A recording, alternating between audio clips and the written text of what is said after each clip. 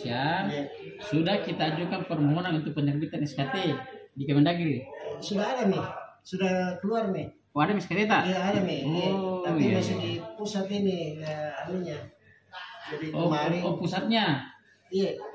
Ini Gerakan Bela Negara Membangun Indonesia. Iya. Ini ada pusatnya di Jakarta. Di Jakarta. Nah, inilah dia ini yang apa namanya yang sudah melaporkan SKT-nya. Iya sudah. Nah, sekarang ceritanya ini kita ini pimpinan wilayah Iya, pimpinan di wilayah. Sulsel. Iya. Nah, sekarang pertanyaannya Pak, ini yang di wilayah ini sudah melaporkan keberadaannya ormas ini di Kesbang sini. Ya jadi itu nih dalam rangka melaporkan itu saya datang ini. Mau dance. Ya. Oh, gitu. Ah, ya. Seperti itu. Makanya. Nah, jadi begini Pak Ketua. Iya. Saya sekretaris karena Pak Kaban ini tidak ada lagi sementara di luar menghadiri acara rapat Komda. Kita pasti paham karena kita pernah di Kesbang rapat Komda. Nah, jadi saya terima kini. Nah, iya kalau memang apa namanya tujuan adalah untuk audiens, untuk terkait masalah laporan keberadaan Gerakan Bela Negara ini. Tentunya apa namanya ini kan ada persyaratan pendaftarannya. Betul. Bukan persyaratan pendaftaran, persyaratan pelaporan keberadaan. Ya kan kalau sudah ada nih anunya, sudah ada di DPP-nya sudah ada nih, berarti di daerah kan hanya melaporkan keberadaan. Ini apa namanya?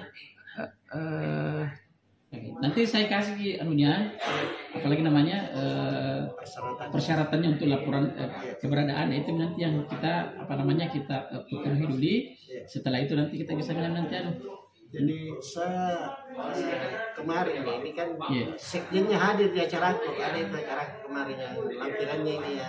Iya. Sekjen dari pusat menghadiri satu acara. Iya. Itulah yang memberikan informasi bahwa alhamdulillah semua sudah tertangani mengenai persyaratan hadirnya ini ormas. Iya. Ya, alhamdulillah. Iya. Jadi yang saya kasih kini persyaratan pelaporan ini bukan pendaftaran. Ya, karena kalau seingat saya itu kalau pendaftaran hanya dilakukan di pusat.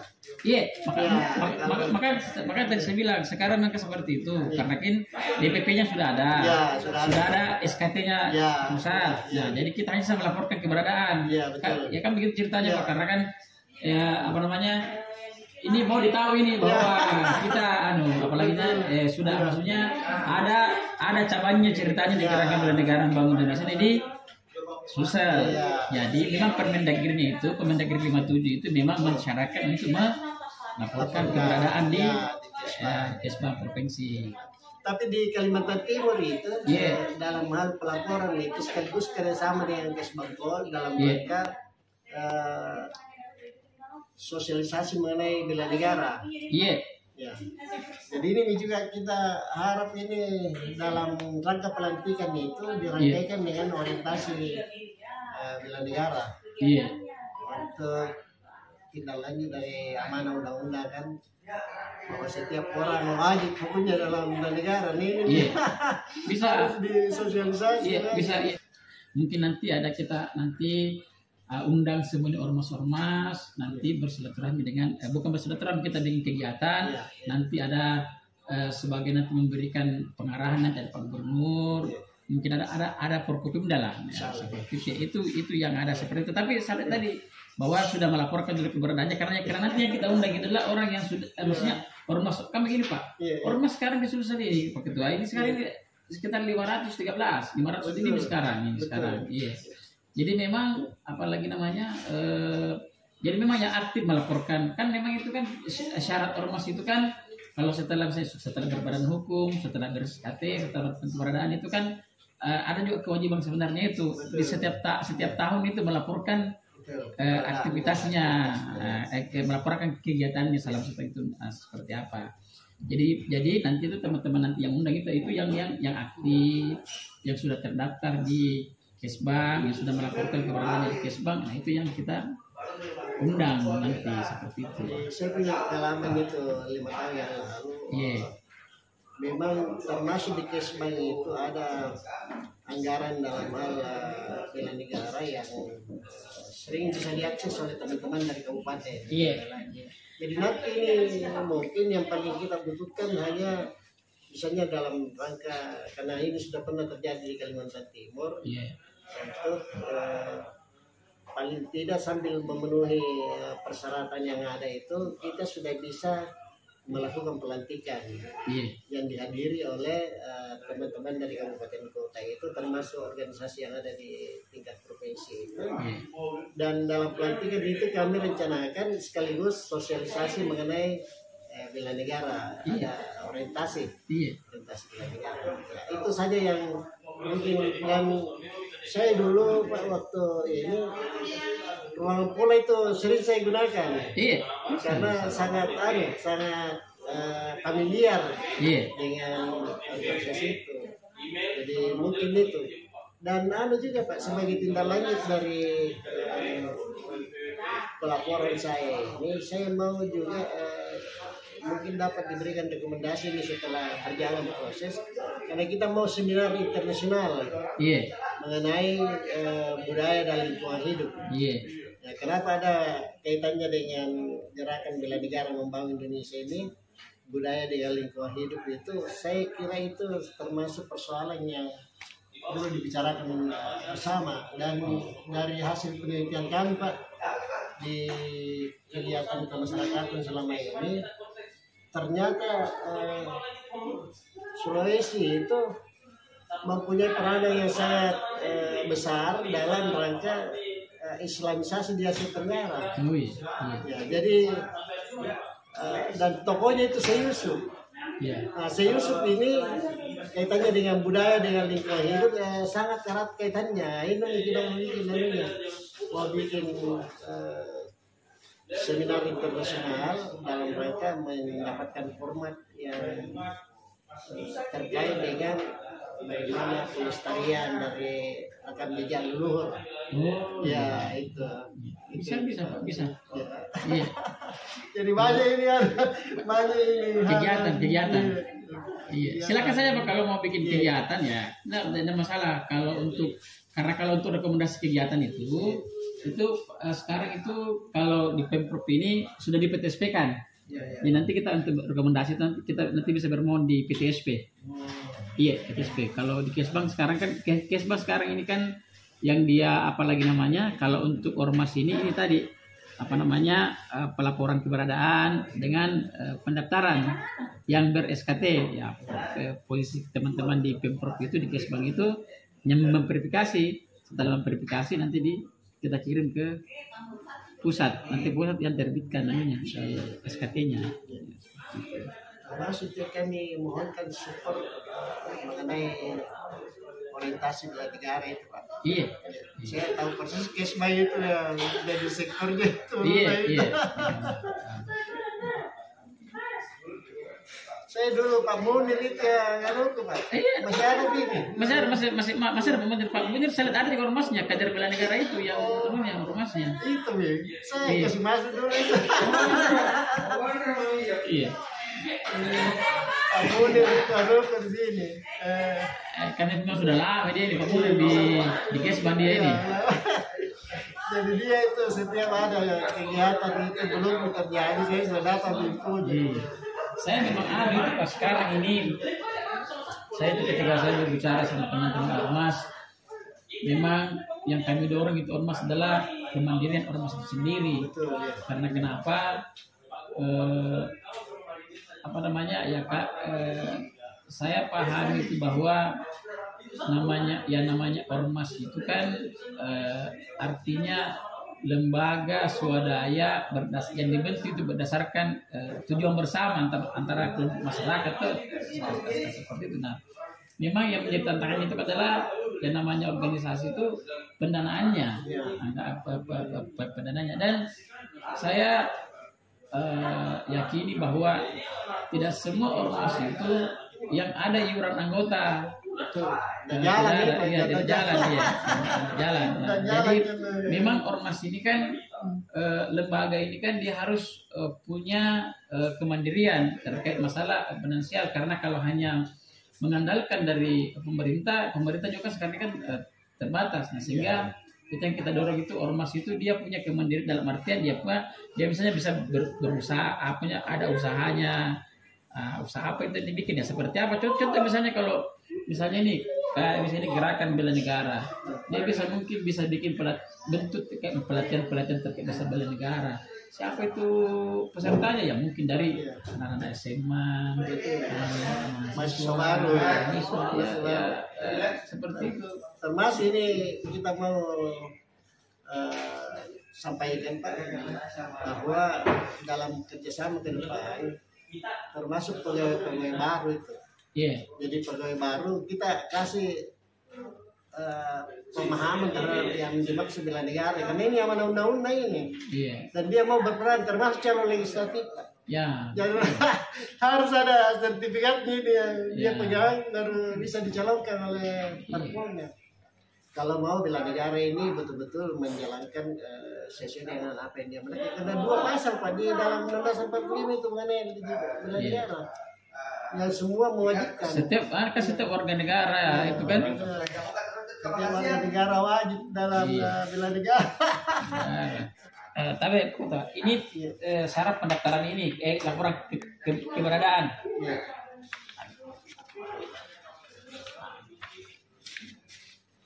Ini kita baca di sini ya. Nah, kalau misalnya nanti catat makin nomor telepon. Kalau misalnya ada hal-hal nanti mungkin yang apa namanya yang kita tidak pahami di sini, ada pejabat teknisnya, namanya Pak Sulaiman. Saya kasih nomor telepon itu.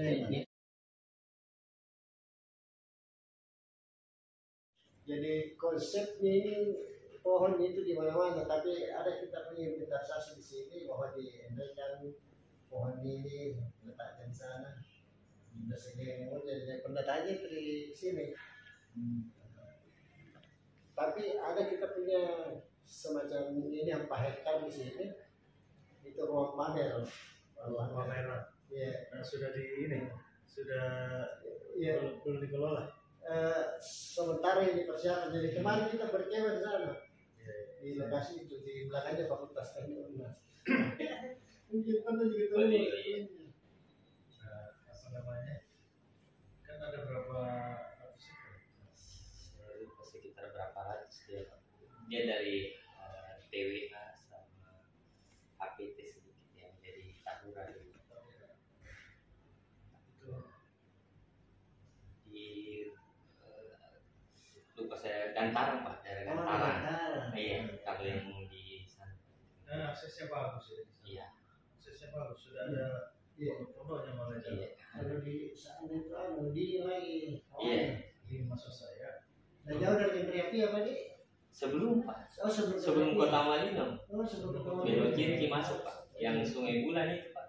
Sungai Bulan iya. Maksud saya ini kan pertama dia belum bikin penataan blok sama RPJP Pak, rencana pengolahannya. Nah itu kan tidak susah sebenarnya. Nah, kalau itu ada sebenarnya kita bisa bermitra. Misalnya karena saya ini kegiatanku memang sudah bermitra dengan 3 perguruan tinggi. UIN, UNHAS dengan UNM. Jadi di UIN itu saya mengajar di perencanaan wilayah di UIN. Jadi saya punya teman-teman itu kuliah dulu. Iya, kuliah dulu. Tapi dia memang saya selama kuliah saya mengajar di sana memang.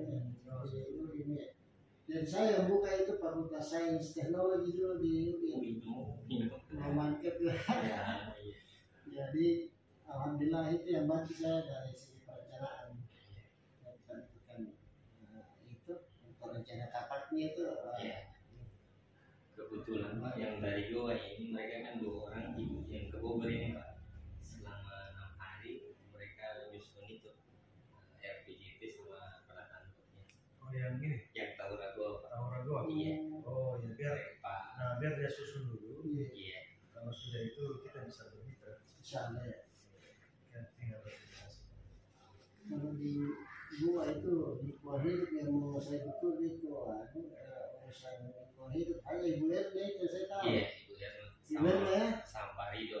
Saya apa Rido? Iya, berdua itu. Oh, jadi dia ke Bu Erna kepala bidangnya, Pak Rido yang staf yang Bu Erna. Iya.